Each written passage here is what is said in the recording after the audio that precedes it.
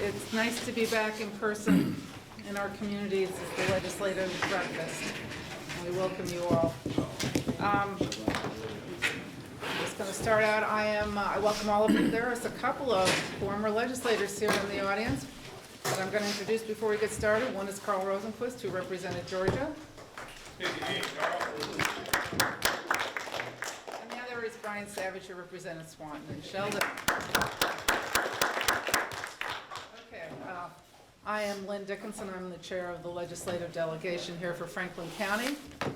And like I say, I welcome all of you. I'm going to ask that we're going to do an introduction of everyone here. They're going to talk about who they are, what towns they represent, and the committees they are on. Then we're going to open it up to questions. I'm going to ask that it all be civil and respectful. If we disagree, we can agree to disagree nicely. And I would like no personal attacks because that's not appropriate. But I just really know that all of you will cooperate with that. So to start off with, we'll start down here with Matt Walker. Good morning and welcome. I'm Representative Matt Walker. I represent right here Swanton and Sheldon, and I serve on the Transportation Committee. And I appreciate y'all getting up and getting started this morning.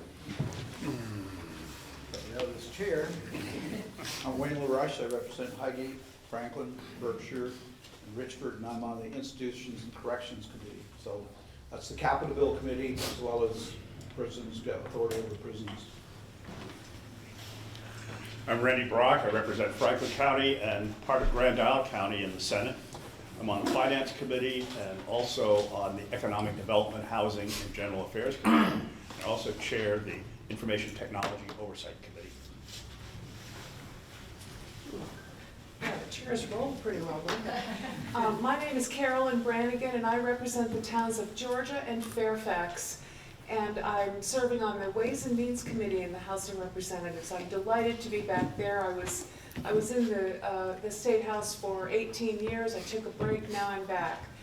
And I want to talk about my hair. It's kind of the elephant in the room. My cancer treatments are now done. Yay! I'm done in Burlington at the Cancer Center, and now I'm just waiting to get better. So it's good to see you all. Good to be out and about. Representative Lisa Hango with Wayne. I'm his district mate. I represent Highgate, Franklin, Berkshire, and Richford. And I am on the House Government Operations and Military Affairs Committee. I'm also co-chair of the National Guard and Veterans Affairs Caucus and a co-chair of the Rural Caucus. And I've already introduced myself, Lynn Dickinson. I represent St. Albans Town, and I am on the Appropriations Committee. I'm Mike McCarthy. I represent Franklin 3, which is the northern 2/3 of St. Albans City, and I'm the chair of the House Government Operations and Military Affairs Committee. My name is Casey Toof. I represent St. Albans City and St. Albans Town. I am the ranking member of House Education. I also co-chair the Vermont Futures Caucus, which is a caucus that focuses on younger Vermonter issues, legislators under 40. And I'm also on the Rules Committee, the House Rules Committee. Good morning. Before we go any further, I'd at least like to acknowledge, I see that our Lieutenant Governor has made the trek up here from God's country, David Zuckerman. I represent Franklin District to include 12 towns within Franklin and the town of Alberg in Grand Isle County. I sit on numerous committees. The two most important, I guess at this point in time, would be I sit on Senate Judiciary and I sit on Senate GovOps. Thank you for being here. I'm Tom Oliver. I represent Sheldon and Swanton. I'm on House Judiciary and Judicial Retention, and we just finished up with the judge retention hearing, so I'm free and clear of that right now. Yes, and I did neglect to introduce Lieutenant Governor David Zuckerman, who comes here from Burlington. Thank you for being here. And thank you, Bob. That was I caught that, but I wasn't going to forget it. The other thing I'm going to say is that when you ask a question, please identify yourself and the town you come from, and if you have an organization, you can identify that as well. So, are there any questions? We're pretty deep into the process here. Appropriations finished the bill in the House, it's sent it to the Senate. There's a whole bunch of other bills that have been out there that I'm sure most of you would be interested in. So do we have anyone who wants to start? I could call on Amy Our perennial favorite. Go ahead. I actually didn't have an important question. I want to say that we brought the kids 2 weeks ago to Prevention Day and to the rally, and the kids had the opportunity to speak with some of you. We had kind of a funky scheduling, but it was really a wonderful opportunity for us to be there. Thank you so much for connecting with us. I think that for those of you who want to connect with us,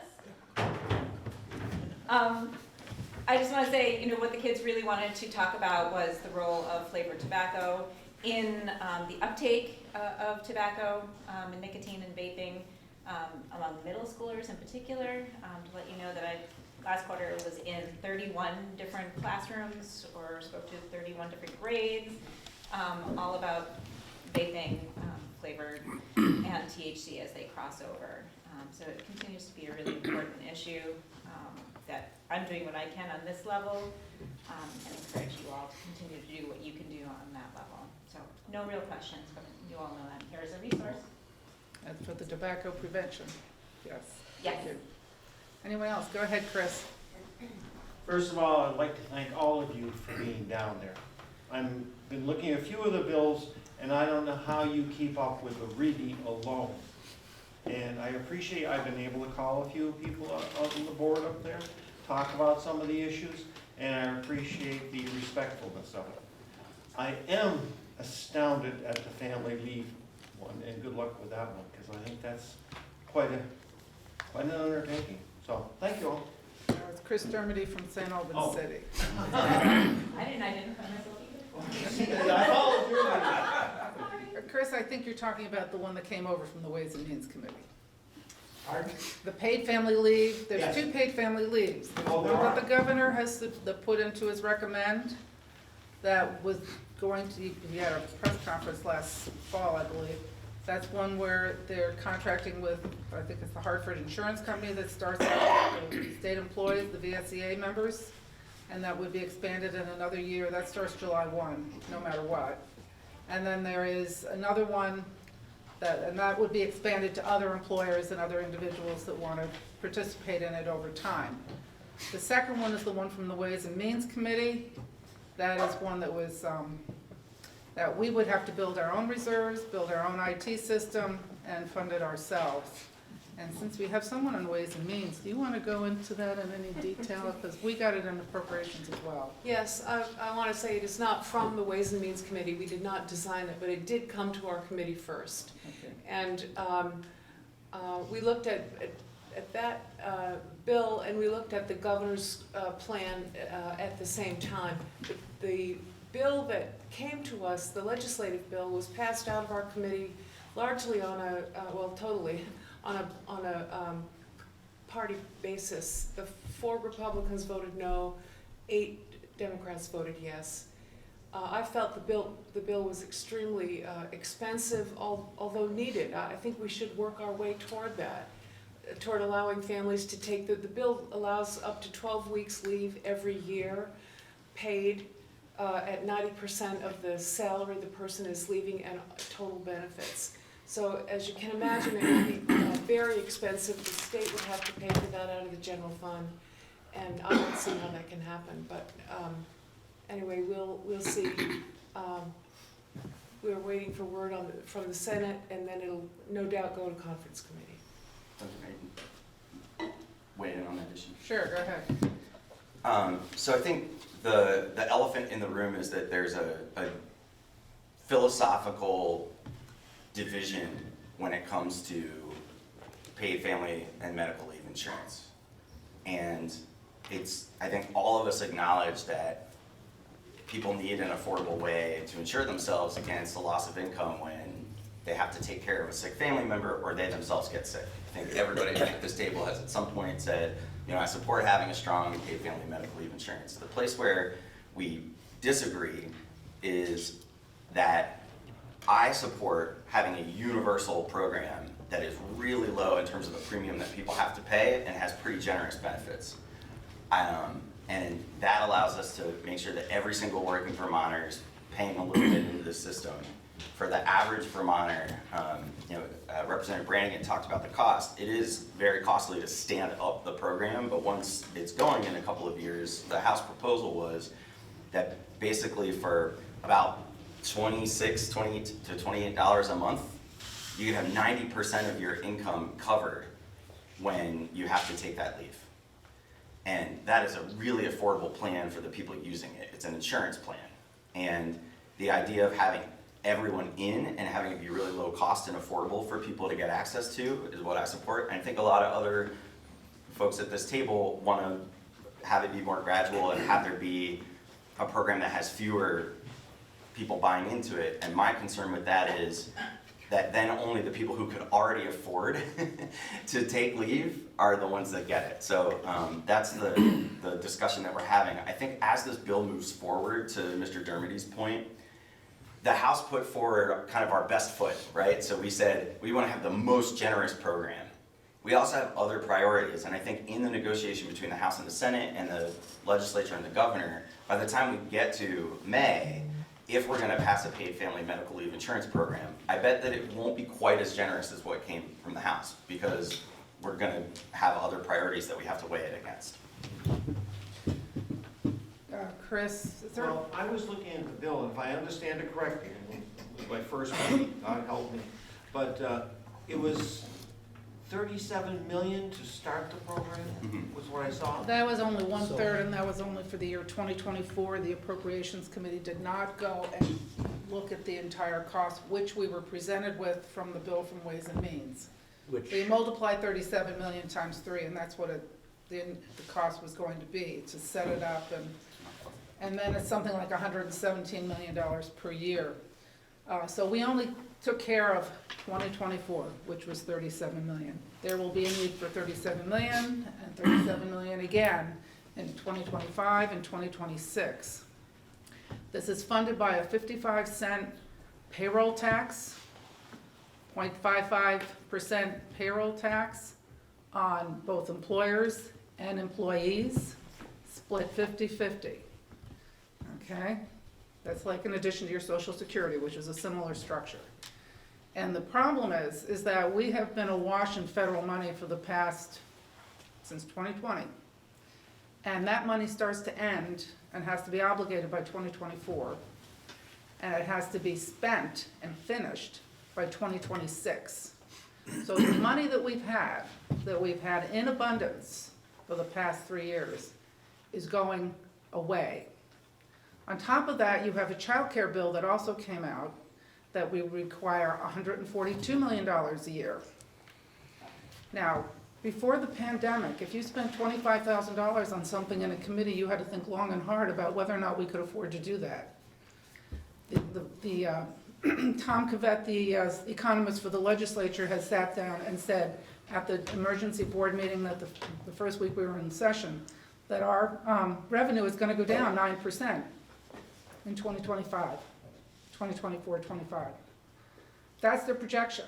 And that's at a higher level than it would have been, some years ago, but that's a decline in our revenue. We've got money right now. We have a surplus. We're raising fees on our DMV stuff. The transportation fees are up like 20%. I mean, we have money. We do not need to go and raise taxes at this point, and the question is how many Vermonters are going to be able to afford. That doesn't even count the Affordable Heat Act or Clean Heat Standard that would raise a lot of money, and an indirect tax on your heating and gasoline fuel and all the oil that people, all the fossil fuels that people use to heat their homes. I mean, there's a spending spree going on in Montpelier. And you can say people want it, but it's a spending spree. And we are looking, for those of us who've been there for more than 3 years, we are looking at knowing we're not gonna have the money. And that's gonna be an issue that people are gonna have to sit down and be realistic about. Does that answer your question? Oh, I've got many questions, thank you. Casey? I just want to add, when she says we have a lot of money floating around, we have about $200 million in surplus funds that we're not expected to have this year, but we have $200 million more. We've never seen this as a state, this much money. And while we're doing that, we're raising 2 payroll taxes. We're going to raise the DMV fees, at a $22 million increase in DMV fees, and we're adding all these new programs that, if you look at what the governor proposed to us in January, the governor proposed to us a very responsible budget that took all the money that we have and it spends it responsibly without raising any new taxes or fees. It has a paid family leave, a paid family medical leave program. It has a child care program in it, which the child care program that the governor proposed is only $56 million using existing funds that we have. And it doubles the amount of, almost doubles the amount of families that would be affected by, or that would be covered under our current child care program. The paid family leave would be a voluntary program that you could opt into, and it would actually start before the House's proposal. It would start next next July. July 1. July 1, and you could opt into it within the following year. The House's plan, I believe, is 3 years away from it starting. So I just think like the irresponsible spending that is going on in the House is why I couldn't support the budget, which is unfortunate because there's a lot of good things in that budget, like housing, money towards these programs that I think we've all agreed that we need. It's just the spending is just too much. We can't afford this going down. There's, I believe, what they estimated was about $500 million in new base spending going forward on our. That's going to be on the backs of Vermonters when we're looking at a 9% decrease in revenues in the next few years, which is steeper than what we saw in 2009. Lynn? Go ahead, Randy. You know, if you step back and look at this budget situation in total, if you go back approximately 3 years, the state's budget was a bit over $6 billion. In the proposed budget that came over to the Senate from the House, the budget is over $8 billion. That's a huge, huge, huge increase. And we know that we've gotten accustomed to the large amounts of federal money that came in during the pandemic. But the one thing that we have to recognize is that party is over. That money is going away. In fact, we know it's gone away. But at the same time, the level of spending that the General Assembly seems intent on is higher than what we can afford. And as been mentioned, we know that our revenues are in fact going down. That, in essence, is the problem. And beyond spending all the money that we have currently in these budgets, they fail to look forward to the future. One of the biggest issues is the amount of money that we have available to match federal funds that we know we're going to get. The federal funds for highways, the federal funds for water projects and so on, all critical projects for the state and, in fact, for Franklin County. But the House budget spends all of that money except for the current amount. And I did an op-ed, which you may or may not have seen in the past week or so, that talks about this issue in individual terms. If you had $1 and someone said, look, if you put up that $1, I'll give you $3 or $4 or $10 or $12 if you put up that $1 in cash. Would you take it? Would that be a good investment? And the answer is, of course it would be a good investment. And that's what happens. Some of our water money, for example, we get a 12-to-1 match from the federal government. But you gotta have the $1. And if you spent the $1, you don't. We talk a lot about our Constitution. There's one portion of the Constitution that I think we should all read, certainly those of us in Montpelier, and that's Article 18 of the Constitution, which talks about those qualities that we ought to have in order to maintain liberty. And one of those qualities is frugality, which is a word I have never heard mentioned in all the time that I've been in Montpelier.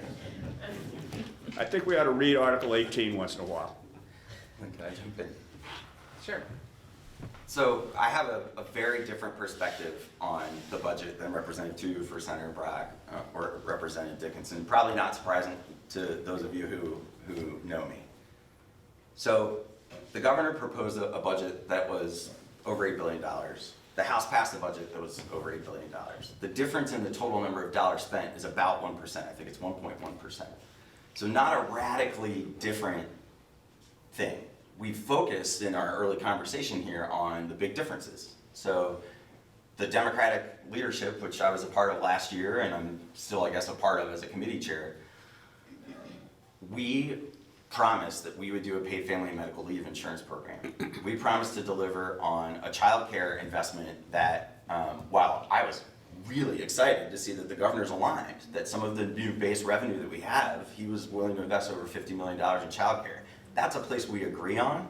It's about how much do we want to invest? When Senator Brock talks about that dollar, we know investing in childcare is a great return on investment.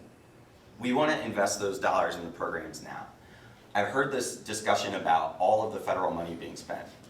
Much of the federal money, we have sort of said we're going to spend it and what we're going to spend it on. A lot of that is housing, workforce programs, the things that we all heard from constituents who wanted to spend it on.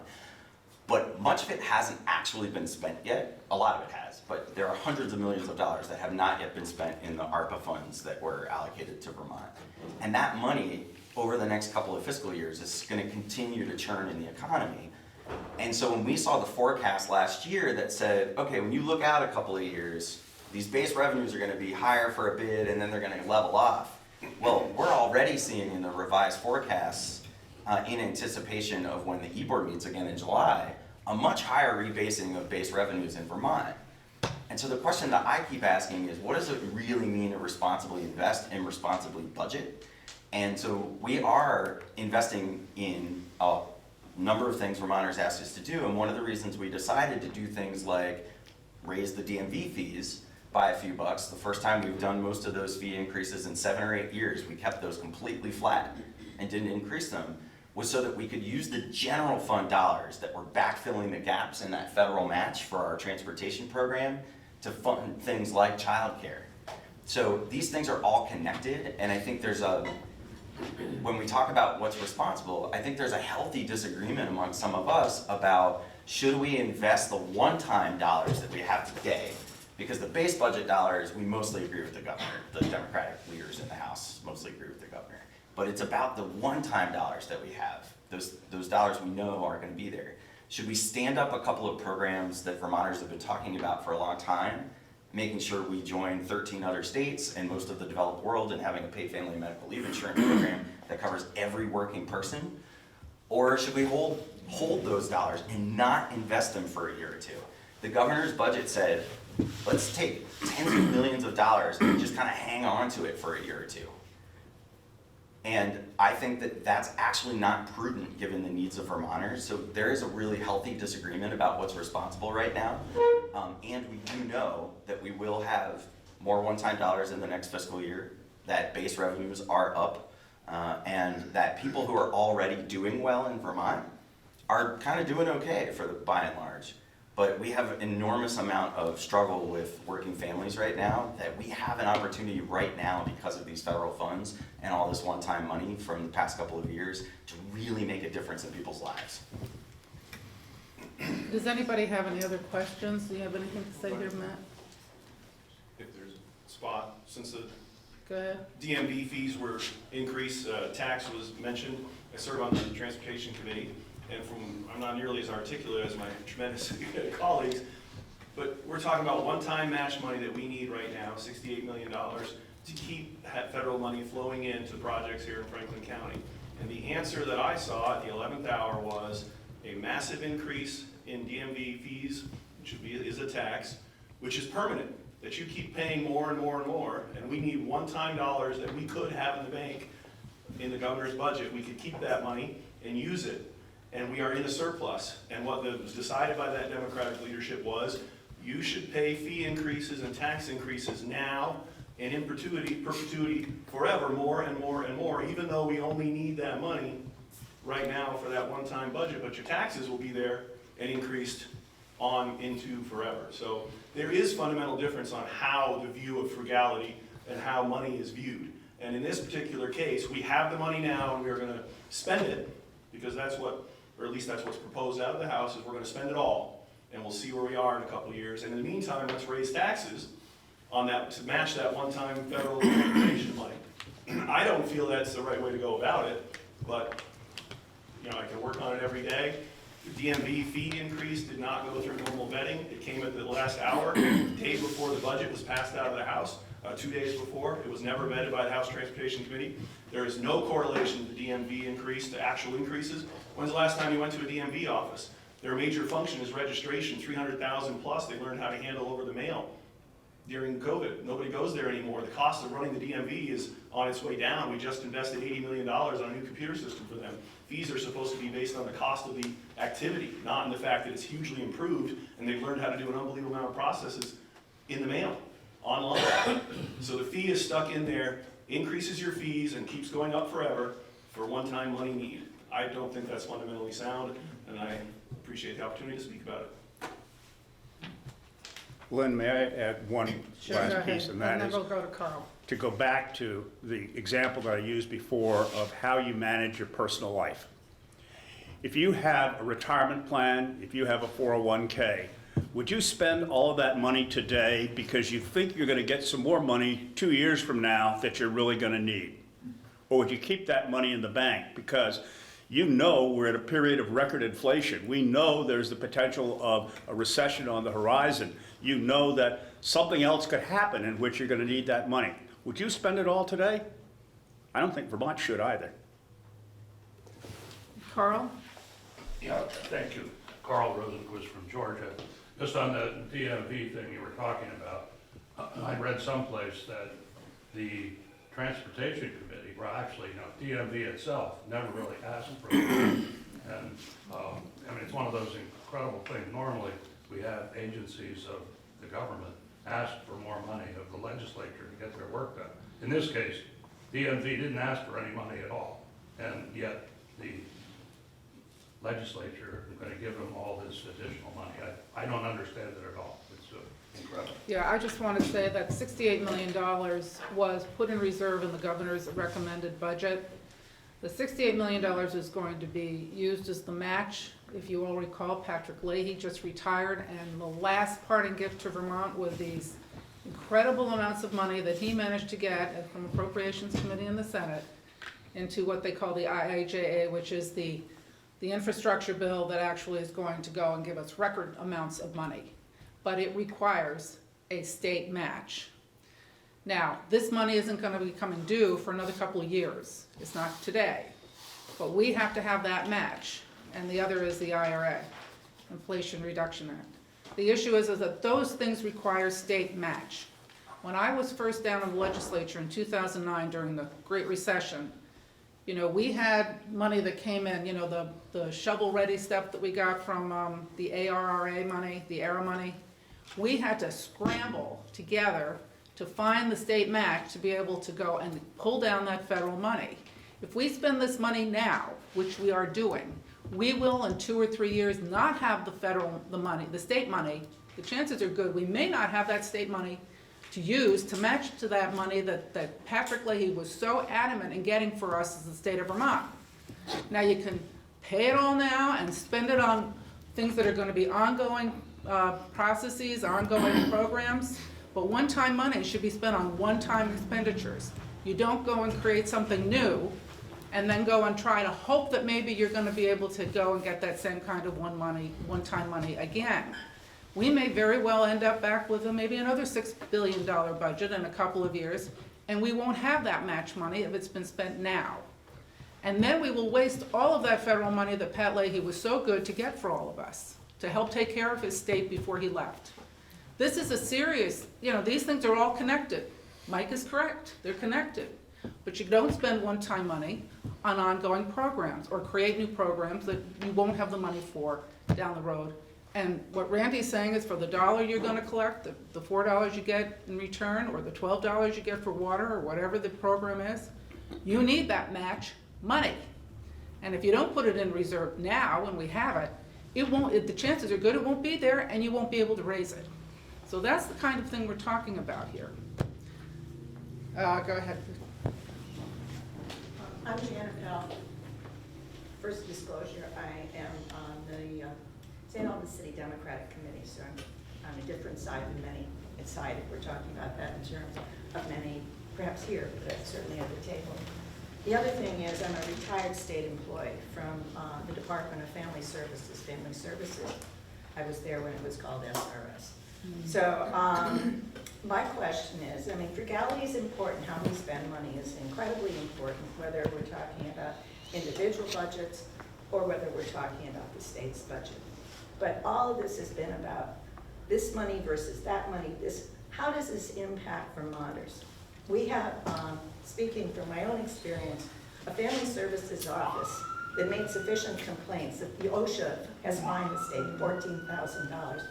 Why only $14,000? Since we were complaining about safety issues before I even retired 6 or 7 years ago. There's 60% staffing, and that is across the board. The governor even mentioned it yesterday, providing services. The computer system across the system, whole state, you may be fixing it by bits and pieces, but part of the problem was that it was always by bits and pieces. On and on, I could go with state government, but we don't have people providing the services to Vermonters. So my question is, can we move from talking about the dollars and cents, which I respect this discussion and the differences, and talk about the impact on the average Vermonter? Sure. Go ahead. Thanks for that, Jan. I just wanted to add something to this discussion that maybe points to what you were asking about.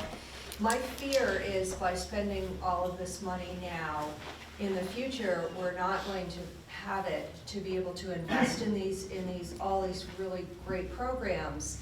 And what you mentioned about workforce, we don't have the people. And I don't understand how people are going to come to Vermont if we have overspent in 2024 and we have to raise taxes and fees so much to keep those programs going. Who is going to come to Vermont to live here? No one. People are being taxed on every pension imaginable, every retirement benefit imaginable. Our population is getting older. We're trying to entice young people to come here. The cost of housing is too high for young people, and it's not even available. So I'm really, really worried, not about what's happening now, but what's going to happen in 3 or 4 years from now, because I feel like we will still be in the same spot. If we could only do things, and I know it sounds piecemeal, but if we could only do things gradually and prudently, I think we can get to where we need to be and make Vermont a really affordable place to live. But right now, Vermont just isn't affordable, and I fear it's getting much more unaffordable. Thank you, Lisa. And I mean, I've certainly heard that, and I can appreciate the, thinking for the future. However, I sat at meetings 20 years ago about the child care crisis that are reflected in the same meetings now. And I heard at that time that same explanation. And so there came a point in time that something needed to be done. As far as state employees, it isn't about, yes, everybody talks about this, and the pandemic certainly had a cost. But people aren't going and working at family services anymore because they're afraid of dying. So, and that's been an issue. I was on the Labor Management Committee prior to my retirement that we were addressing the issues that led to Lara Sobel's murder. And nothing was done, and she was murdered.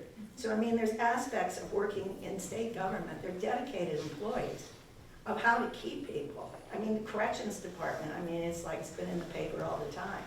But there's certainly an element of, the issues of the pandemic that's affected all employers. But there's more to it about how do you keep good people and have the institutional memory in departments. And also to fix some of the things that would make their employment more easy. It's like, there's a computer system that Family Services is using that I used when we got the first computers. So, it's like, so that's, and when I'm talking about, how is it in fact affecting the people who are now paying the taxes?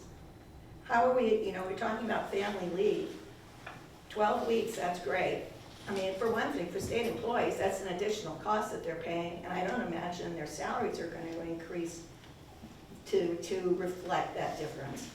But it's, it's like these issues have been going on, and we have an older generation, so that now the younger generation is going to have to provide care for their own children as well as their elderly parents. Yeah, we have a comment here from. I appreciate the question, and if I'm hearing it right, how is this going to help Vermonters, specifically lower income Vermonters, because people struggling to find childcare and people struggling to pay for childcare. With this budget, I just want to remind everyone, if I'm a low income Vermonter, say I'm making well below the poverty line, I'm already getting subsidized for childcare. I already have, my kids are already subsidized for free and reduced lunch. This budget will actually tax those people at a higher rate. Their rent's gonna go up because we just passed the universal school meals bill, which affects their property taxes coming off the ed fund. So the people that we wanna try to help are gonna be paying more and getting absolutely no new services. And that's the part that, for me, was really hard to hear when we're like, we're gonna pass this childcare bill, and we're gonna, increase, property taxes to pay for school meals, we're gonna increase payroll tax, we're gonna increase income tax, we're gonna increase, a very regressive DMV tax, where, it's gonna cost me more to register my car, pay for my driver's license. This is where the people we're trying to help, we're actually hurting a lot more with this budget. And that's where I see, like, how can we help people? We can help people by passing a responsible budget, but we're not gonna leave them with negative holes in the next few years' budgets. Okay, Mike wants to say something. So the things that we're investing in, this is the impact that it's gonna have. Paying child care centers more and making it cheaper for working families so that they have spots. That's really the big problem. We've got thousands of parents who could be in the labor force right now working at Vermont businesses who are desperate for employees, but there's no place for them to go. It's not just about the cost, it's about the fact that there just isn't any place. That's part of why we want to make a big historic investment in childcare. We want to make a big historic investment in housing because Vermonters don't have a place to live. When we talk about the affordability of housing, it's not some abstract thing where we need to nudge the market. It's about the fact that many of our towns don't allow more development. So we're looking at permitting reform and regulation changing and S100 and other bills so that we can actually build more housing. And we're helping the Vermont Housing and Conservation Board with historic investments using both ARPA dollars and other funding in order to actually build housing. It would be a perfect example of how it dovetails into the kind of economic development that I think we all want. We know that there are going to be hundreds of more jobs in St. Albans. I see Mayor Tim Smith's here. When I think about bringing the jobs that Beta wants to bring to what was formerly the Energizer plant, big question is where are those people going to live and where are their kids going to have childcare? So we need to make those investments now so that we can, when that is stood up, that those families can live right here in our communities.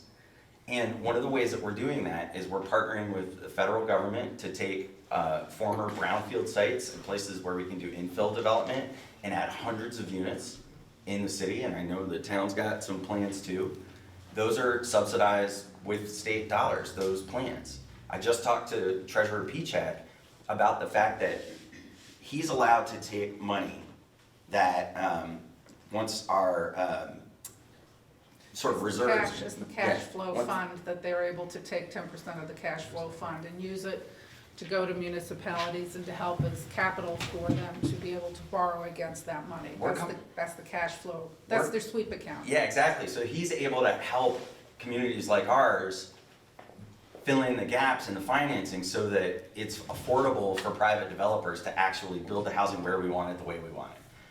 That's state government working together with private people to do the things we want it to do, and it does take an initial investment, but the property tax benefit that we're gonna reap from all of that new development in a sustainable place where it's infill and it's in places that are already developed and it's not, developing greenfields, that's exactly what we've been promising for a long time, and now we have this opportunity to do it. The other thing I wanted to mention, just so that nobody walks away from this debate, which is important, and I know I have a perspective and there's different perspectives from a lot of legislators here, is that Vermont, the economic health of Vermont right now is the best it's ever been in my lifetime. And the economic health of the state, even though we disagree about probably a couple $100 million out of an $8.5 billion budget proposal, we agree on most of those dollars. And there's nothing in there that's going to deficit spend. It's a balanced budget. And when we think about the long-term financial health, if I had a business, and I used to have a business, right? So when I had the bakery, if I never raised my prices on a bagel, I would go out of business. What we've done with the DMV and other fees is that for the last 6 or 7 years, we haven't done the fiscally responsible thing that we used to do every year. Every year we used to look at about a third of all the fees in state government, review them and say, is this fee keeping up with things? And then do a small inflationary increase on those fees. And we would do it over time gradually so that it didn't feel like it was a whack on Vermonters' pocketbooks when they got sticker shock when they showed up at the DMV.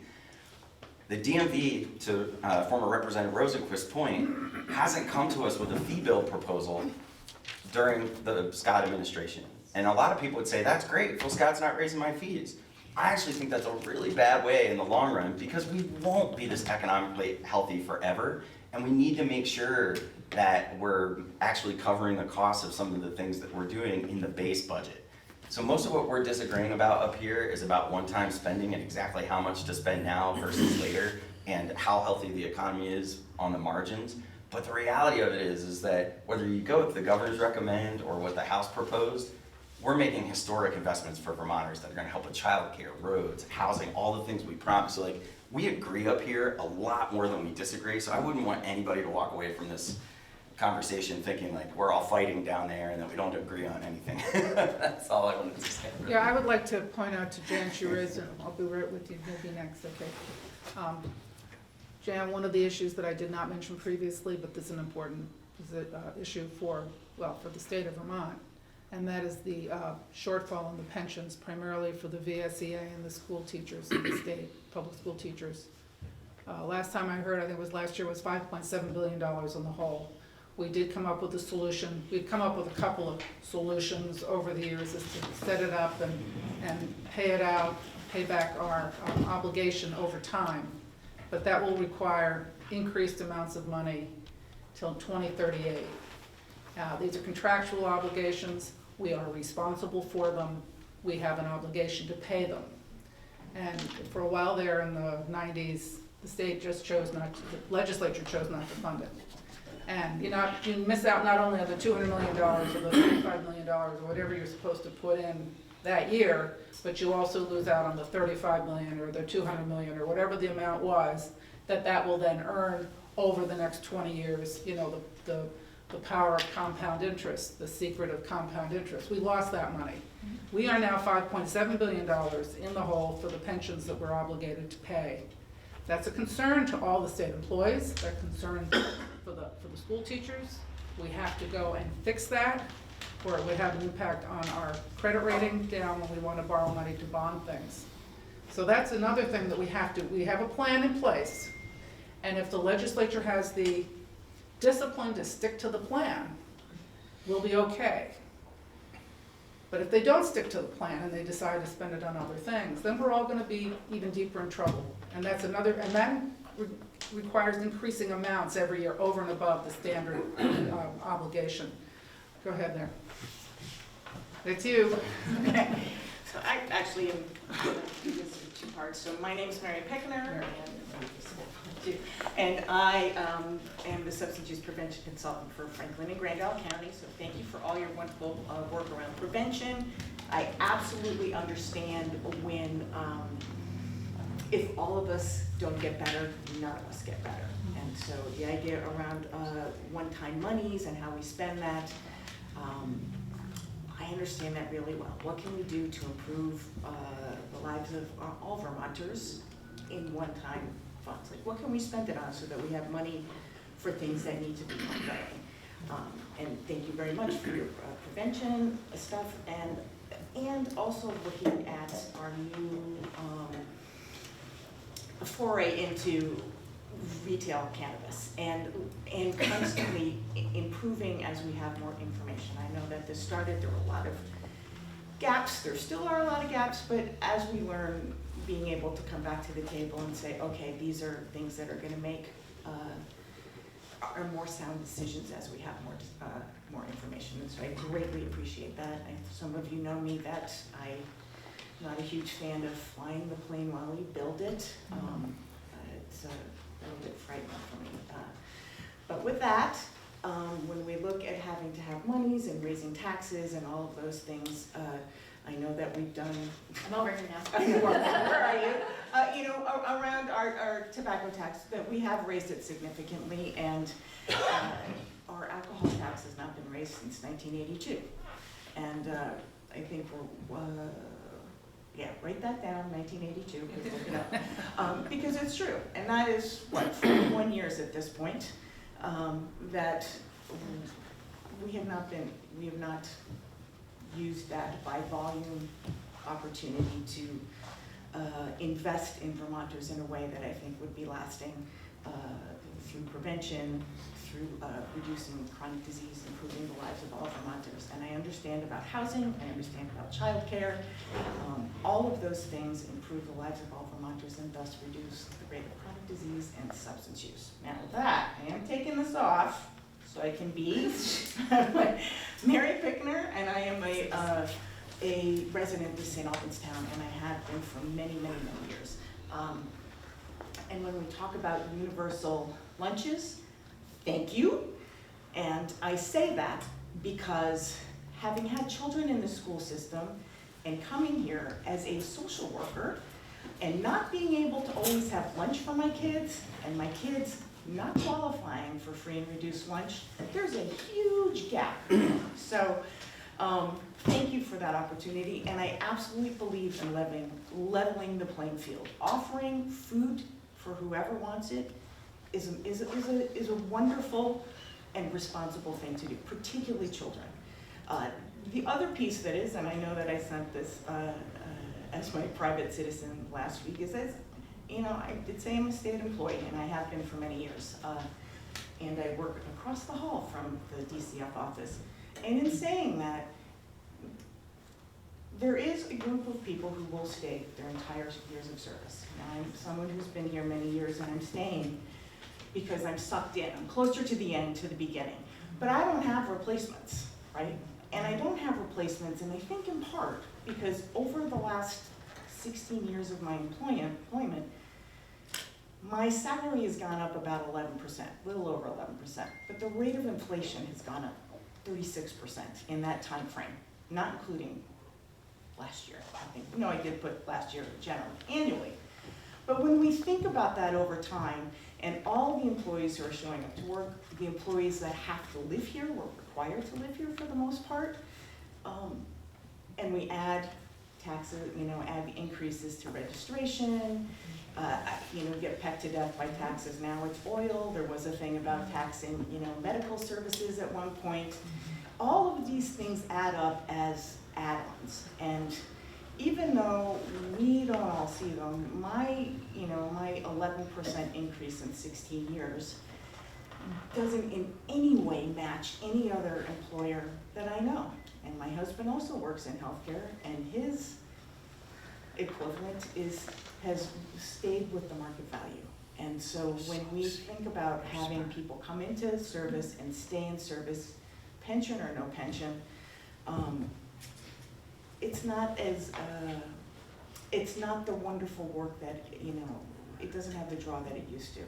And I know that because I am one of 12 people, and we're having a hard time finding prevention consultants, hard time finding any employees. And then when they do, they don't stay. That 5 years where you're vested, so you're in for life, or you leave, is a big number. And I can say that for anybody who's working in substance use or mental health, they're woefully underpaid for the work that they do, anyone in human services. And we can quibble about this day in and day out, but at the end of the day, if you want everyone to stay here and spend their money here, you have to also pay them. But also, I would like to say, you know, in a way that, you know, people do want to stay. You know, I have children who are born and they're raised here and they love to live here. But they're living with me now because they can't live elsewhere. And I look at us as an entire family. And if I'm paying registration 20% more on 6 vehicles because they're having a hard time making ends meet, or I'm going to have to pay on the heat and the electricity, I'm going to have to buy an electric car, I'm going to have solar panels, all of these things, great ideas, but I don't have the income in which to invest on that. And long term, I am leaving a state that I absolutely love to live in when I retire because I can't figure out how to make ends meet. And I'm also, sadly, my children are feeling the same way because they can't figure out how to make ends meet. And these are tradespeople. You want these people to stay here, but they can't figure out how to make ends meet. And that, like, as a resident of the state and a resident of St. Albans in Franklin County, I've dedicated my entire career to being here and investing in changing the lives of the people who live here. It really saddens me that as I work towards ending my service, the bottom line is, like, I really can't afford to stay here. And I hate to say that, because I love my job, I love the work that I do, and I think you all know that. I've never had a job that, I get to go to every day. Last night I didn't go, oh man, I gotta go to work on Monday. It's never happened in my time in public service, never happened. And that's the reality of the world today for me. And it is in part because I need to be grateful for universal lunch, because I can't always make ends meet, and my children can't either. But thank you, and I do believe that there is a place for having that, you put money aside because you're gonna need it, right? In St. Albans Town, we have to buy a new fire engine every 20 years, whether it's, broken or not, because we want that fire engine to work. So we put aside money every year. And it's a question, do we put $25,000 aside? Yes, why? Because I want that fire engine to work if I have a fire, even if it's 30 years from now. I love the state to be able to look at some of, whether it's this money or that, transportation tax, whatever that is. I would love that to work on some level, because it's worked great for the town that I live in. But thank you very much, both as an employee and as a resident. Yeah, thank you, Mary. We would be sorry to see you leave, obviously. We could talk about the demographic challenge the state has. We have lost 38,000 plus students. We have not had 30,000 plus students since 1997. Projected out, the Joint Fiscal Office has given us a graph, a really pretty graphic visual of how the number of young people in the state have declined in our public school system. Now, this is a problem not just for our public school system, but it's also a problem for the Vermont State Colleges, where 80 to 90% of the students come from our local schools, our Vermonters, and they've had a decline in enrollment. But it's not unique to us, and it's not unique to the state colleges. It's true across the board. There's a litany of, there's a graveyard of colleges that have closed in the state of Vermont in the past, well, certainly the last 3 or 4 years, but even a couple before that. So, but the workforce issue is true. I mean, I don't know about the rest of you, but I look at the TV and I see the ads during the news, and every single ad that's there for a business is not advertising what they produce or what they do. They're advertising for workers. I mean, you could see Blodgett applying, advertising for workers. I mean, they're on 3 or 4 times a night during the news. And that's true for just about every other kind of employer, whether you're doing, people doing the manning of the roads, the people who do the ACE or ARC or whatever the name of the company is. The point of it is that everybody is in the same boat. It's a terrible situation. And these aren't students who went away and we're trying to bring them back. These are students who just do not exist. And so they're not there for our workforce, for our higher education, for employers of all kinds and stripes, nonprofits, businesses, government, all of the stuff that you guys are doing, we're talking about. And where have these people gone? What are we doing since the pandemic that there's so few people willing to work or unavailable to work? I mean, that's a real problem. It's talked about all the time. We're looking at CTEs, we're looking at adults, we're looking at trying to bring back people from the correctional centers and re-enter them into, these are constant discussions in the State House. I think people do different things. I think what the pandemic did was have people take a hard look at what do I want to do, right? I don't want to be in banking, but I really want to help people. So now I have a pet sitting service, or, and all of that is great. And we don't have people to fill those things. So I struggle when people say people don't want to work or they can't work. I think they've chosen to work differently. Because when you have to take a good hard look at the life that you're living, you realize, I have another 10 years of work left. I want to do it where it's satisfying to me. And or they took early retirement, or they decided they didn't have to work, or they didn't want to work, or they moved away. There's all sorts of reasons. But yeah, it's a concern. This is a huge issue that I don't think Vermont even anticipated. Just to put this in perspective, when that steep curve started with 1997, that coincidentally was the year that we enacted Act 60, which is our statewide property tax act. I don't think the people who sat down and looked at creating that even began to even consider the fact that we would have this decline in young people who are in schools, in our public schools. You know, we're spending more money, we have fewer students, and it creates this incredible work. You know, it's now been 26 years, so it's a real, we're seeing the impacts of this decline, huge decline, and it's going to go down lower because the recession, the Great Recession in 2008 to 2010, people didn't have children. So it's going to, not just here, but nationwide, it's going to get even deeper. So it's a concern. And, you know, I think we have to sit down and really do some long, hard thinking about how we want to move forward. Because it's going to have an impact on everything we do. I think also our school districts, their populations have been pretty steady over time. There's been some Well, dips. some here, some, I mean, it's, In Franklin County? yeah, the city school went from about 1,000 students when my students were there to maybe 700 and something, Yeah. with the anticipation it would go lower. I don't know if someone has better numbers than I do, but that's what I, you know, it's a problem. Yes, David, what would you like to say? David Zuckerman, Lieutenant Governor, thank you for the opportunity. I think there's been a lot of fascinating things talked about, and bringing it back to 60 is going to bring it back full circle for me in a few topics I want to address. If we hadn't done Act 60 and the ensuing laws since, we probably would have had far more school closures all across the state than without. So sometimes we say, oh, we had this terrible bill that spread the cost all around the state, some had to pay more. Well, partly paying more was to keep schools that today would be absolutely shuttered because they would never have been able to afford to keep them open. And those towns would have hauled out even faster without it. The reason I think that's attached to some of these other things is that same fire truck example and DMV fees that was just talked about. We have to make investments year in and year out. And sometimes our economy grows rapidly, which most of the Phil Scott administration, we went through this great expansion. Obama and into the Trump years, it was all expanding. But for the pandemic, obviously we had a collapse for a moment, but we're expanding again. When the economy's good, it's easy to say, well, let's stop increasing those base either taxes or fees that pay for those ongoing expenses. And so then we do the no new taxes thing, and it sounds great. I'm not taking it personally, we've known each other a long time. And so I think it's important to look at that and say, great, there were no increases in DMV fees for a long time, which as Representative McCarthy said, then eventually that chicken comes home to roost. And I'm going to tie that to the same thing with pensions.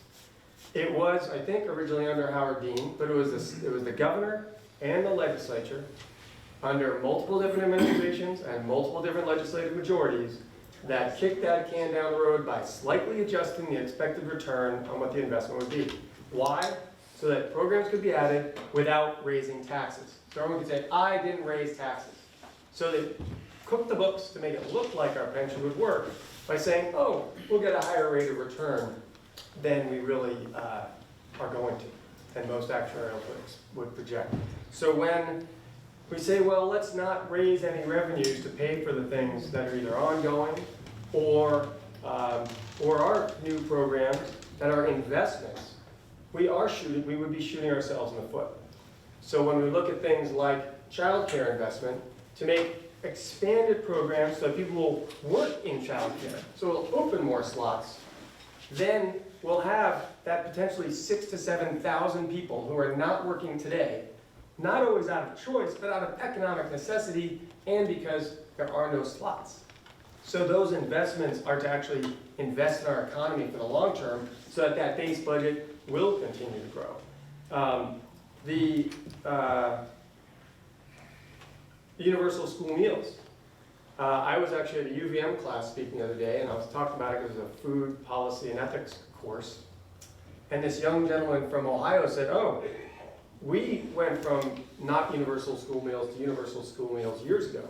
He said it was incredible because instead of there being all this stigma and some of the kids not choosing to take those meals because there was stigma to get the free meal, now everybody eats. Nobody has stigma against each other. And you know what happens? Because everybody eats, their classrooms are less disrupted. because you don't have hangry kids acting out in class, which means the kids that can afford meals also get a better education because the schoolroom is not getting interrupted. So these are discussions and wise investments that are not short-term thoughts and short-term, let's give you results because it looks good. They're actually long-term investments. The final thing I wanted to say was two quick final things. One is with school meals, I have a property in Burlington that I rent. If my taxes go up $40 a year on that property, which has also had phenomenal capital appreciation and other things, I do not need to raise my rents to cover that. So landlords have a choice to raise rents on some of these property tax increases. That's a social value, and that's a decision that they can make because of pure market capitalism. And pure market capitalism is we don't have enough houses, we don't have enough apartments, and we're doing all the short-term rental conversions, but some folks don't want to do rental property registration, so we actually know what's going on out there and could potentially do policies to help a workforce housing situation by addressing short-term rentals versus long-term rentals. So, these things are all interrelated, and we can look at short-term policies for sort of feel-good results, so we can say, we kept your taxes down, or we didn't burden you with this one other thing.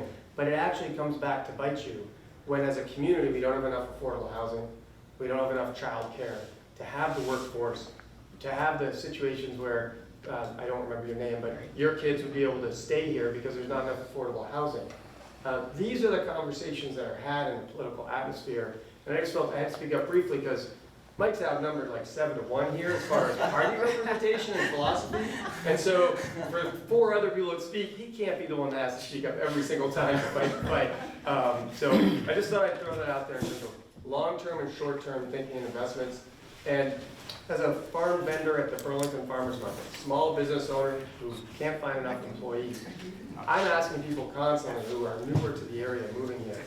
Vermont is a tremendously desirable place to live right now. We've had population increases of thousands more, like we typically went up or down 500 or 1,000 for many years. A couple of years ago, it was 15,000 people moved to Vermont. We're going to see that for years to come because of climate, because of how we handled the pandemic. Phil Scott did a great job with billions of also money. Leahy did a great job for us. We have the opportunity to repopulate our schools if we have the housing and the child care for those families to come, because as you said, the employers are looking for people. That's the investments that we're talking about. So I'll get off the soapbox, but I just thought I'd give Michael a little cover, given the numbers. Yeah, I think Wayne would like to speak now. Wayne LaRush from. So he's outnumbered today, but he's not outnumbered when we're down in Montana. This is why good policy's happening down there. So at any rate, I was hoping that I would sit here because let everybody else talk, but guess I won't. I'm on last year I was on Economic Development and Commerce Committee, and just a comment on the child care issue, because we were dealing with that last year, and I asked questions, and I'm concerned that when we spend money, because generally, if you don't know what the solution to a problem is, generally we just throw money at it. And I'm concerned because last year I heard testimony, we had around 1,200 registered child care centers in Vermont. The turnover rate, I was told, was roughly 50% per year. And I'm kind of wondering why. So I got the regulations, about 120-page regulations they have to go by. I just randomly flipped them open to one page. And on that page, it says that if you have a child, any children in your daycare that are in diapers, you have to check those diapers every 15 minutes. So there has to be a reason why they're going out of business every year. And understand we're giving them money to upgrade the facility if it's not up to code when they're going into business.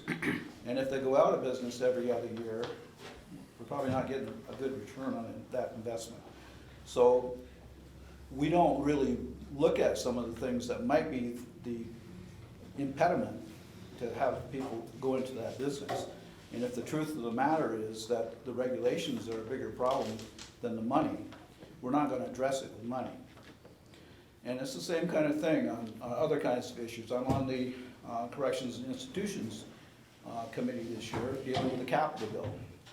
The governors recommend, of course, capital bill deals with bonded money, so there's no cash there.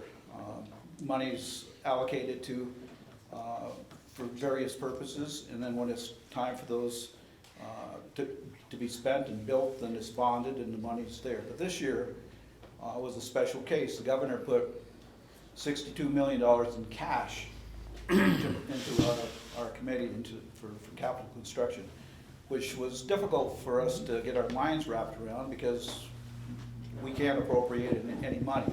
It's appropriated out of the Appropriations Committee. So we did a good job. We pretty much stuck with the governor's recommend, except for we didn't, and we couldn't allocate the $30 million for the next fiscal year. And so there we deviated some from that, but we didn't have any place, we didn't have the money, we couldn't appropriate the money, we couldn't put it in place. But the thing is capital expenditures. We're planning for a new women's prison. We're spending money on all these clean water projects come through, is bonded money through our committee. And so a lot of these things are gonna have long-term impacts and are gonna be useful for a very long period of time. It seems very unwise to shortchange those things. And so, hopefully appropriations will find a way maybe for us to be able to make sure we have money to match those projects in the next fiscal year. Now the prisons, St. Albans Correctional Facility, the COs in there are working 16-hour shifts. The morale is terrible in there. And the hospital, 30%, we were testified last year, 30% of the emergency rooms in St. Albans were clogged up with people with mental health or drug issues that shouldn't be there. And anytime they cause a problem, they have to send 2 COs up from the correctional facility that's already short-staffed to deal with those things. So we're trying to wrap our minds around, where are all of the entry points for people, coming out of the judiciary system, going into either prisons or to other facilities, mental health facilities, and how do we deal with those so that they aren't clogging up the emergency room and short-staffing people at the prisons. So at any rate, on housing, we want to do more with housing, but we keep passing bills like this registry that could very well be something that's going to make fewer people want to rent their places. Then we pass other bills that say, oh, you can't evict anybody if they're, at different times. And so that makes it more difficult for someone who wants to rent. So we can't just, in one hand, pass out money, in the other hand, make it impossible to do business. And so those things bother me. And it also bothers me a little on the universal school meals. Last year, or the year when the buses were going around, I saw them stopping all the rich people, millionaires' houses. And I just can guess how much gets thrown away. Now I know what it was for people to be hungry. I'm old now. I rode around here on the school bus when I was a kid, and I saw the kids coming out some of the farms with only 1 orange in their little metal lunch bucket each day. And some of those kids ended up running businesses and doing very well for themselves. So we had an obesity problem a few years back, and today everybody's hungry. So, I'm at conflict a lot of times with the spending and policies that we have. Yeah, I'm going to explain, just a second, Sandy.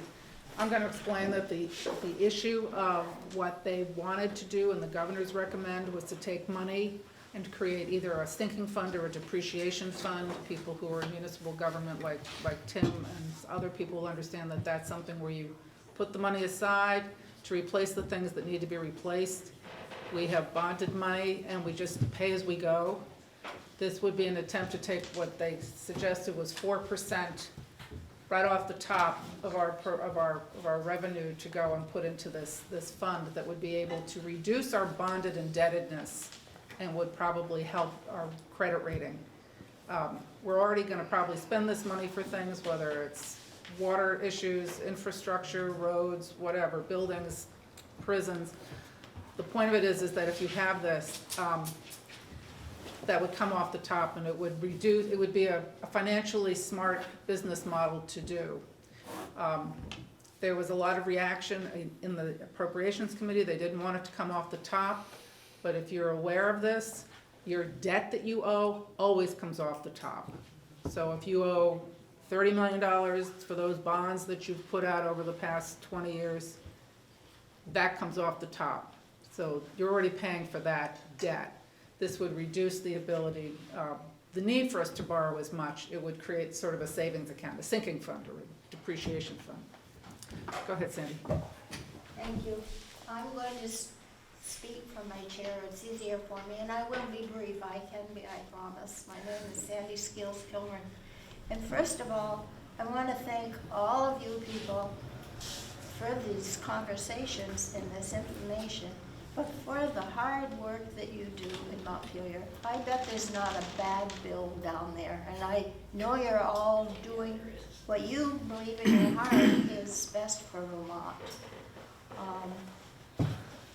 And I just wanted to mention the paid family leave, the child care, the increase in pay for legislators. Those are all important bills. I'd want to vote for every one of those if I was down there. So I appreciate your struggle and your willingness to do this work. It's hard for me to talk about money, people, children. That's been my life work, is strengthening families.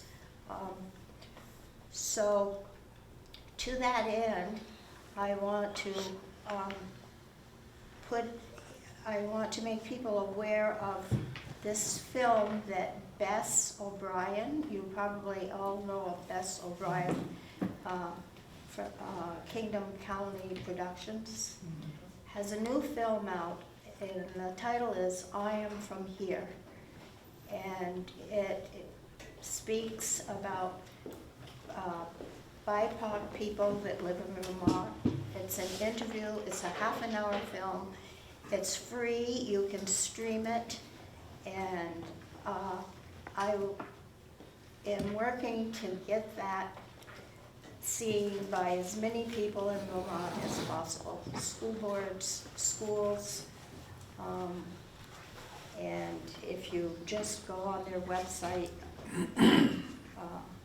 get the link. Thank you very much for the good work that you do. Thank you, Sandy. Anyone else have any other asks or questions? Sure, go ahead. Steve Rye, Georgia. I have 3 daughters.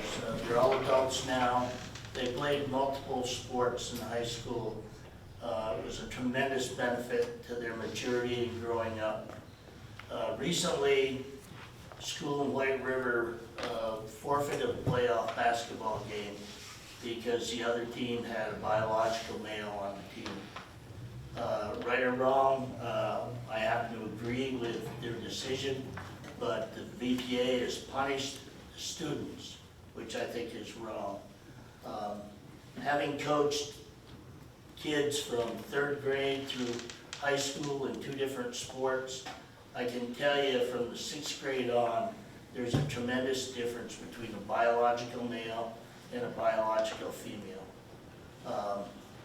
We have Title IX, which women fought for years to get some equity, and they finally have it. And now we're introducing another element here that's not fair, but ultimately it's not safe at all. I would encourage the legislature to support Title IX in its current format.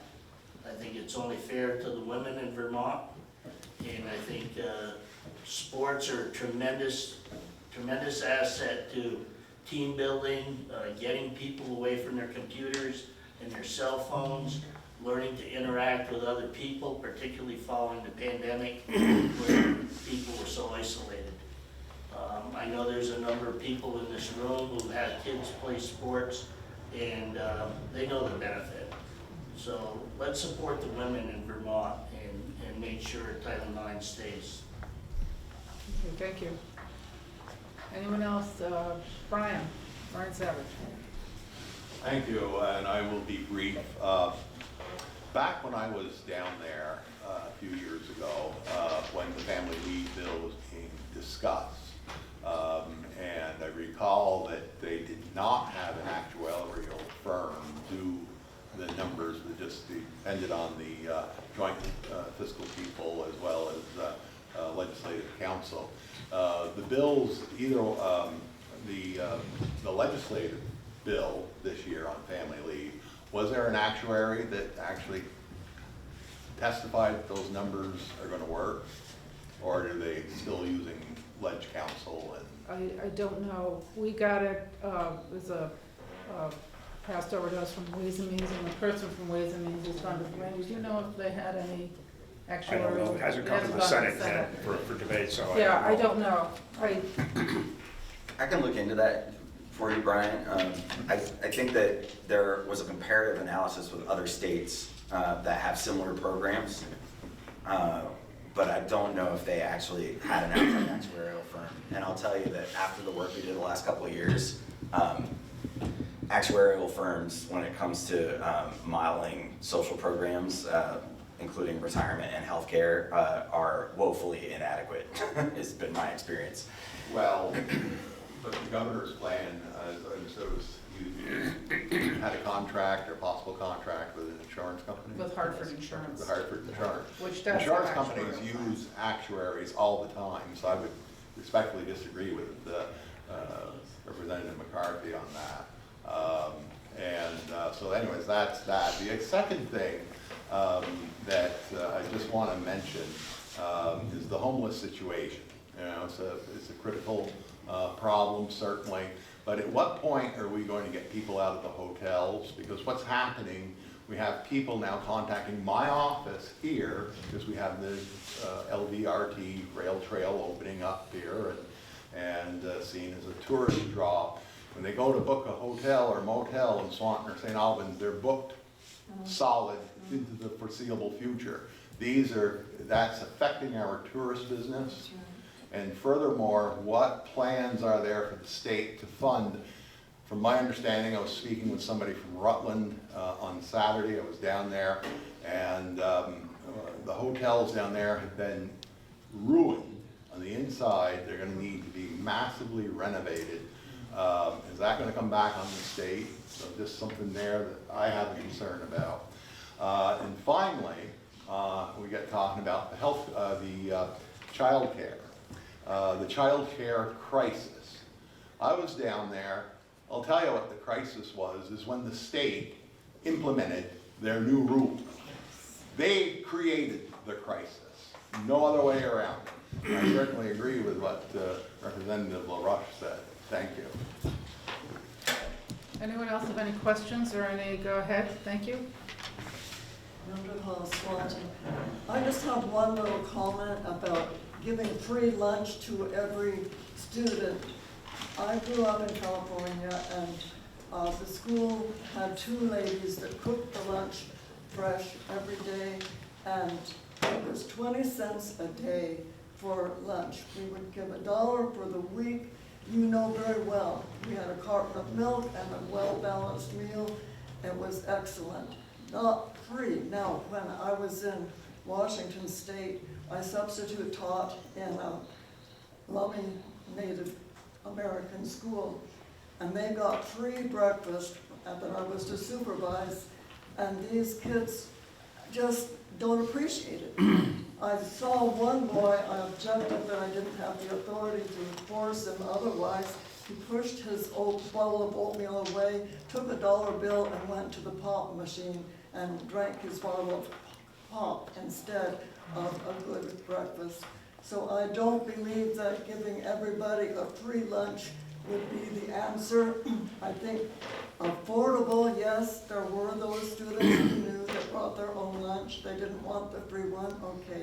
Kids nowadays, I find to be so picky, I don't want that, I don't like that, I want potato chips or whatever instead.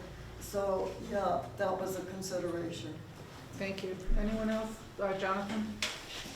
I'm Jonathan Billings from St. Albans City, also from Northwestern Medical Center, and I'll speak to you wearing that hat. Just thank you for the conversation today about childcare and about housing. That as we look at our workforce issues, those two are key. We talked earlier in the session at other legislative breakfasts about that. And today there was a nuanced conversation about both their issues. How do we best solve them? How do we best afford them? And then Representative Rush brought in, there's other complicating issues around regulations on both of them. And it feels like this is a delegation that's talking about the actual issues and the right path forward, as opposed to my party says I have to think this, my party says I have to think that. And so if that can keep going in Montpelier, maybe there's a path forward on this. So just thank you for the thought that went into today, and appreciate you keeping those issues at the forefront, because that's what our workforce needs. Thank you. Thank you, Jonathan. Anyone else? Zach from St. Albans City. I had a question about H53 and Representative Oliver, I believe, is on that committee. Which one? H53. Can you identify what the act is about, please? Yeah, so it's related to driver's license suspensions. So in a case where, I'll let you chat about it, but in a case where someone is proven to not be able to pay for a non-criminal moving violation, their license wouldn't be suspended. The Office of the Governor identified a loop that folks who need to drive to work, when their license gets suspended for minor infractions, they then can't work. And that feeds back into poverty and bad outcomes for them. So it's in your committee right now. I was hoping you could speak about that a little bit. H53? I might be wrong on the bill, but yeah, driver's license. I think we've already passed that out of House Judiciary, and it's in Senate Judiciary. I want you to feel it. Matt, want to talk about that? Yeah. I would speak to H53, came through transportation earlier in the House, or in the session. It went through fairly quickly, but I did oppose it for one piece that I could not get changed or addressed. That fee that you have to pay if you have a suspended license and you want it back, I understand the issue of getting people back to work, and I'm good with that, but there was no effort. I could not get anything to be done. The money for that fee specifically goes to victims of domestic abuse and victims, child abuse cases. It specifically goes to the victims' restoration funds, and that money goes to those spots. So I tried to oppose it to get that money backfilled and addressed, and it didn't, but I understand the concept of H53, where that money went and the amount of money that was in that, where those fees went, was in the JFO fiscal note, and I couldn't get it addressed. So if you look up that piece, I opposed it in committee, and only for that portion of it. I wish we could look at the whole thing. It points to a much bigger point. We have a huge amount of new representatives down there and a massive, massive legislative agenda, as was spoken about. There's a huge that was promises made in the campaign, and I will say that the people that made promises are working very hard to push through an awful lot, and we perhaps are pushing an awful lot of things through very, very quickly. That concerns me, but the intent of the bill I can support, but the details of vetting it, we're in a big hurry to push a lot of things through, and that concerns me overall. Okay, and Lisa has a hand up. So that bill is just passing the Senate now, back to the House with additional amendments. So I don't know what the amendments are. We'll keep track of it as soon as it comes back to the House, because I don't know which committee is going to get it back in the House. Yeah, I just want to say I was on Judiciary in 2017 and 2018, and that was when that first issue came up. And it was, we passed it, and it came out, and it was for those very same reasons you're talking about, the fact that people, I think we had people lined up around the block in Burlington trying to get their licenses back because they would not have to pay these fees. There's a logical reason for that that's really good. This year, we had Judiciary come in and speak to us in appropriations, and they talked about the loss of revenue that has created and the continued loss of revenue that they see with that. And that is used for those fees are used for very specific purposes, and so those funds are not being funded because of that. The Secretary of State came in and had a similar discussion with us about the fact that we're creating these compacts of all of these needed people. There's the nurses compact, there's a social workers compact that I think is up on the table. We had mental health workers, there's all kinds of compacts for people who are professionally licensed. And what happens is that when the traveling nurses, for instance, which we've had for many years, came into the state, they had to pay for a license to work here. You can't just come in and work willy-nilly, you gotta come in but when you have a compact, they do not pay the state of Vermont for that nursing license. And they are losing money in the cost of doing their business in the Secretary of State's office and the OPR, the Office of Professional Regulation. So what looks like a very good thing that allows us to be able to get more people to come in here and work without having, save them money and be able to get these people to come here, has a net effect of losing money, so be able to run the offices that we depend on these fees for. And it also creates the unintended consequence that if you're a nurse here and you want to go work in New York or New Hampshire, Connecticut or California, you can get up and join one of the other compact states and leave. I mean, there's more to it than just the good things that we talk about. There's also a net impact of somewhere else. So we have to take those into account. Go ahead, Zach. Do you expect to provide any relief to working Vermonters who can't pay their non-criminal driving suspensions? Well, that we've had it now to go to since work? 2017 or 2018. It's existed, and I don't know, there's more bills. I don't know if it was a one-time thing. Yes, I think the thing is we've had a couple of one-time amnesties on that, but this bill would sort of make that permanent. And so I think on both of these issues, whether it's the professional regulation issue that Lynn was mentioning, or this, it's kind of a question of, are we using the fees in the case of professional regulation and then the additional, The Victims Restoration Fund. Yeah, it's like, is that a viable mechanism? To actually get the revenue we need for things? And I would say I know more about the professional regulation piece, and frankly, it's just a funding mechanism that doesn't work in the modern era. People expect to be able to have license reciprocity. Yeah. Well, we have reciprocity, but they still had to pay for a license when they came here. So this eliminates the need for the license. So we'll need, because the license is more valuable, because you can use it in most states, we're gonna have to increase the fee, and that will be, right? It's like, I already paid 2 or 3. Jeez, okay. but we may be, so the other thing we are doing at the same time, which is causing fees to go down, is we are consolidating licenses. So I think the dynamic that Representative Dickinson's talking about is we are actually, for a lot of professions, making it so that it's cheaper, but what that does is it reduces the revenue that's going in. So we are doing that in a lot of cases.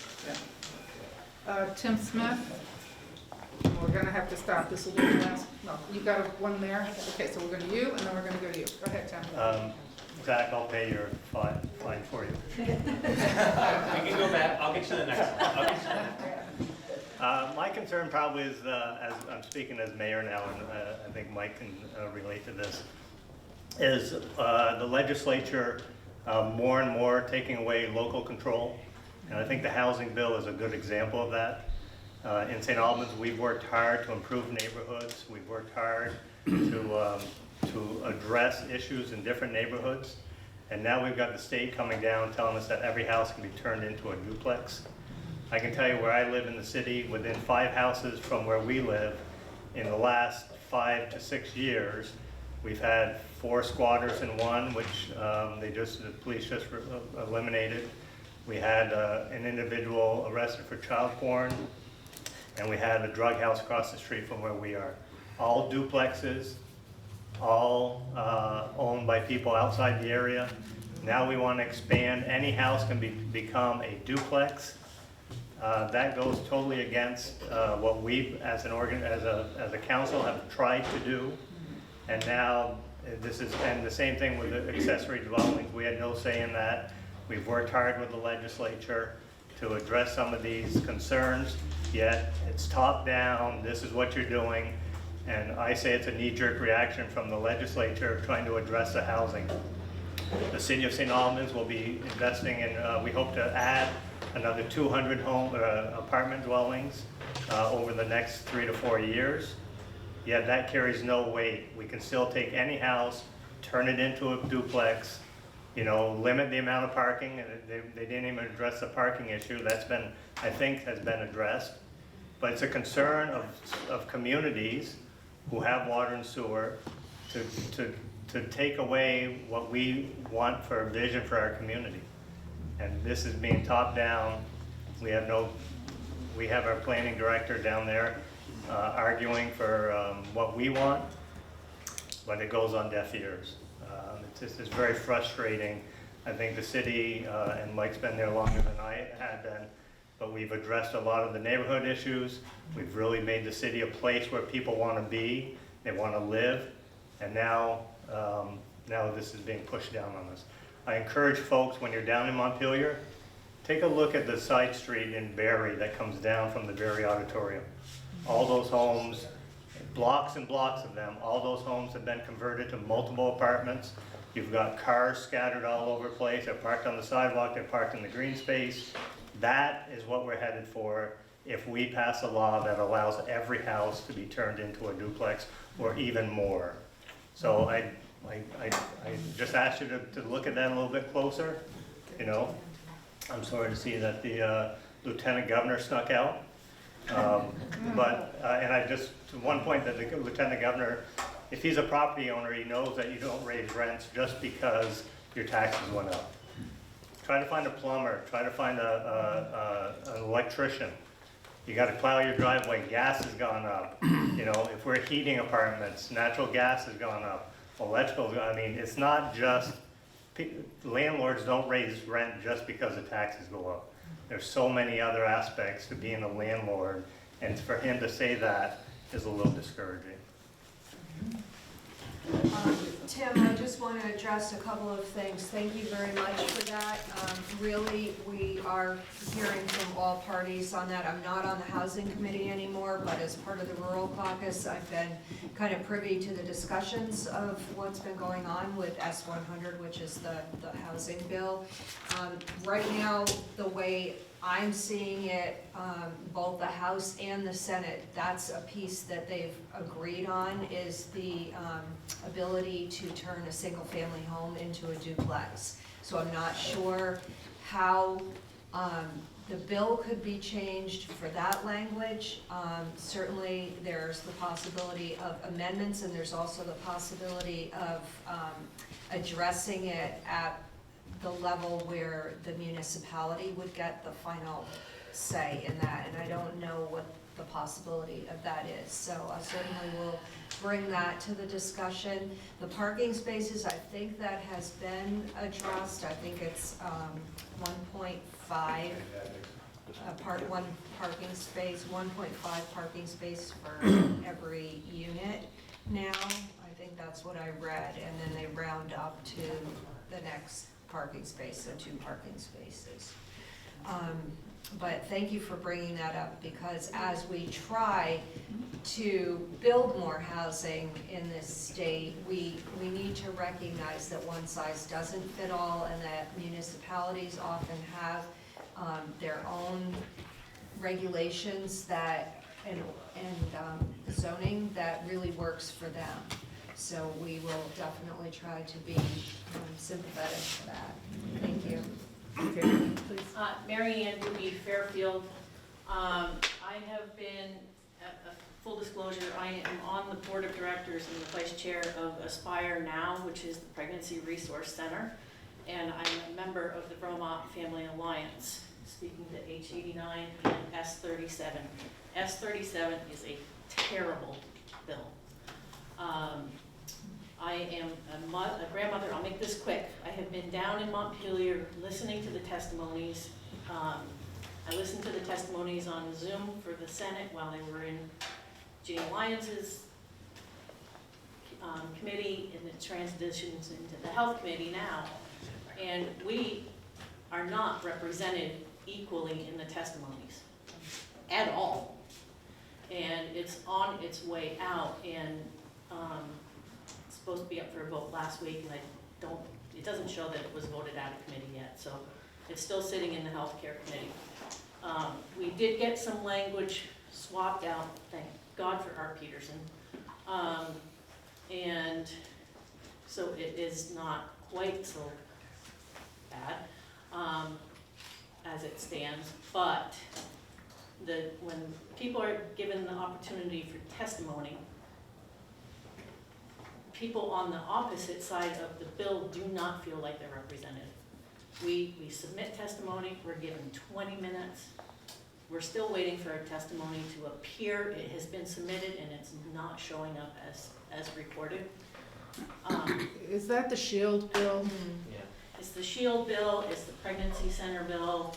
It's specifically targeting the pregnancy centers in Vermont. And I'm just asking for when you hear, I'm new to this stuff. I'm like watching everything I can. I'm learning how bills are written.